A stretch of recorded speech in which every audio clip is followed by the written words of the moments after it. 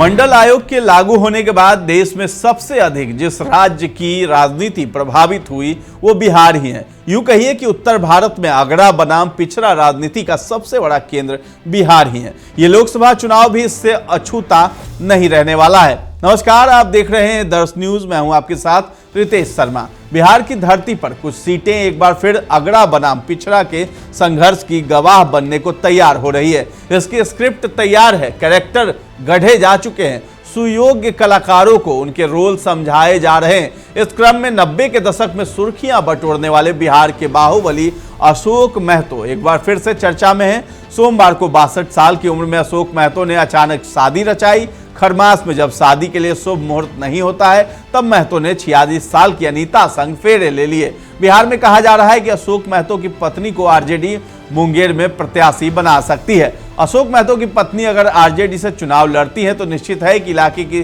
सियासी लड़ाई में नया मोड़ आएगा। ललन सिंह जेडीयू के सांसद हैं और अभी तक ये मानकर चला जा रहा है कि वो एक बार फिर से प्रत्याशी बनेंगे, पर अशोक महतो की पत्नी के आने के बाद ललन सिंह को टिकट मिलता है या नहीं, ये समय बताएगा। नवादा के रहने वाले अशोक महतो और अखिलेश सिंह, जो कि बीजेपी विधायक अरुणा देवी के पति हैं, उनके बीच 90 के दशक में खूनी संघर्ष होता रहा है। ऐसा माना जाता है कि नवादा शेखपुरा के इलाके में करीब 200 से ज्यादा लोगों की जान इस संघर्ष में गई थी। अशोक महतो पिछड़ी जातियों को गोलबंद किए थे, जबकि अखिलेश अगड़ी जातियों को। बिहार की राजनीति में 90 के दशक में अगड़ों के हीरो रहे बाहुबली आनंद मोहन सिंह भी अपनी पत्नी लवली आनंद और पिछड़ों के नायक बाहुबली पप्पू यादव भी किस्मत आजमाने चुनावी जंग में उतर रहे हैं। जाहिर है कि दोनों अपनी जीत के लिए अपने टारगेट वोटर्स के ध्रुवीकरण की हर कोशिश करेंगे। आखिर यही कारण रहा है कि जब पिछले साल बाहुबली आनंद मोहन की जेल से रिहाई हुई थी तब पूर्व केंद्रीय मंत्री उपेंद्र कुशवाहा ने पिछड़ी जाति के गैंगस्टर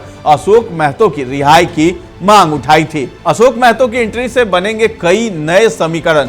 आईपीएस अधिकारी अमित लोढ़ा और बाहुबली अशोक महतो के बीच टकराव की कहानी खाकी द वेब सीरीज में दिखाई गई थी। इस सीरीज में यह दिखाया गया था कि अगड़ी जातियों के खिलाफ अशोक महतो छोटी जातियों को किस तरह संगठित करके हिंसा का जवाब और बड़े हिंसात्मक घटनाओं को अंजाम देता है। दोनों तरफ से कई नरसंहार होते हैं। ये तो रही बात एक सच्ची कहानी पर बनी वेब सीरीज की, पर बिहार की राजनीति का वो दौर अगड़ी बनाम पिछड़ी राजनीति के लिए भी कुख्यात रहा है।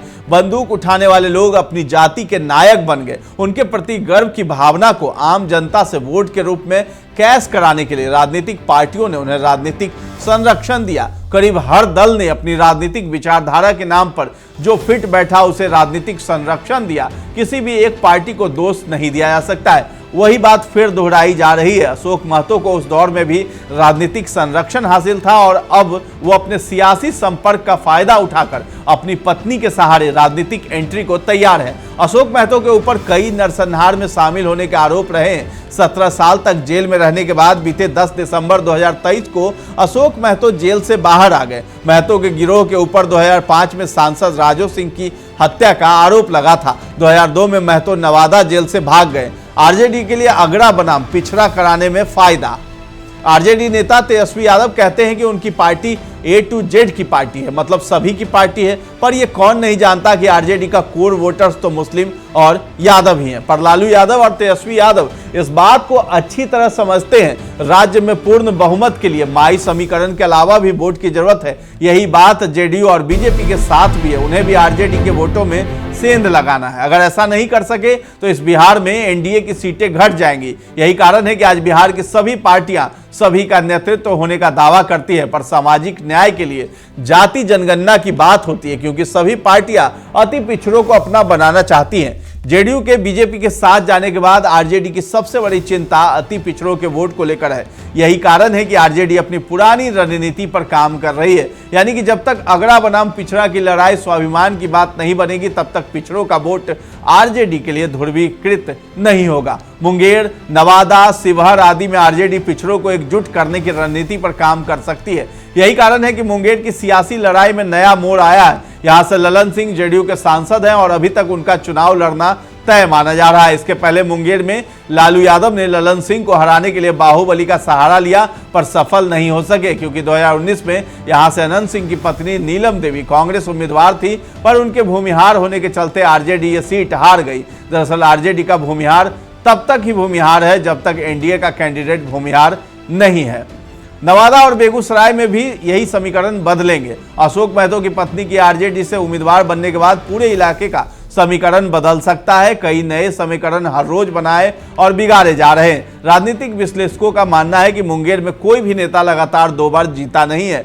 इस सब के बीच ये भी कहा जा रहा है कि मुंगेर और नवादा की किलेबंदी के लिए जेडीयू सूरजभान सिंह का सहारा ले सकती है। नवादा में बीजेपी जिसे लड़ा सकती है उसमें विवेक ठाकुर, अरुणा देवी, उनके पति अखिलेश सिंह, पूर्व विधायक अनिल सिंह जैसे कई स्थानीय नाम लाइन में है। कुछ लोगों का मानना है कि ललन सिंह की जगह जेडीयू मुंगेर में सूरजभान को भी ट्राई कर सकती है। मुंगेर नहीं तो नवादा से सूरजभान को साथ रखना एनडीए की जरूरत बन गई है। हालांकि कुछ चुनाव विश्लेषक ये भी कह रहे हैं कि पशुपति पारसकुट अगर महागठबंधन की ओर आता है तो सूरजभान लोजपा से एनडीए के खिलाफ भी चुनाव लड़ सकते हैं। ये जानकारी आपको कैसी लगी है हमें कमेंट सेक्शन में जाकर के जरूर बताएं और हमारे चैनल को अब तक सब्सक्राइब नहीं किया तो कर लीजिए और हमारा फेसबुक पेज है उसे भी लाइक और फॉलो कर लीजिए। धन्यवाद।